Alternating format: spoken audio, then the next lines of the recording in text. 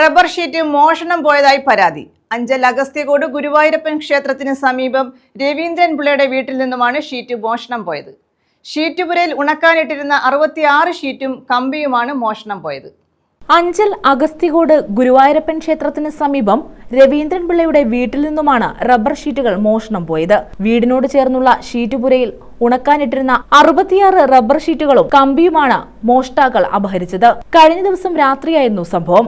രാവിലെ 5 മണിയോടെയാണ് വീട്ടുകാർ മോഷണം നടന്ന വിവരം അറിയുന്നത്. ഇന്നലെ കൊണ്ടുവന്ന പച്ച ഷീറ്റ് ഇവിടെ വിരിച്ചിട്ടുണ്ടായിരുന്നു, അത് അവിടെ കിടപ്പുണ്ട്. കമ്പി ഉൾപ്പെടെ ഇരുന്ന ഷീറ്റിന്റെ കമ്പി ഉൾപ്പെടെയാണ് മോഷ്ടാക്കൾ മോഷ്ടിച്ചുകൊണ്ട് പോയത്. എത്ര ഷീറ്റ് ഉണ്ടായിരുന്നു? 66 ഷീറ്റ് ഉണ്ടായിരുന്നു. 66 ഷീറ്റിന്റെ ഒരു കമ്പി താഴെ വീണ് കിടന്നു.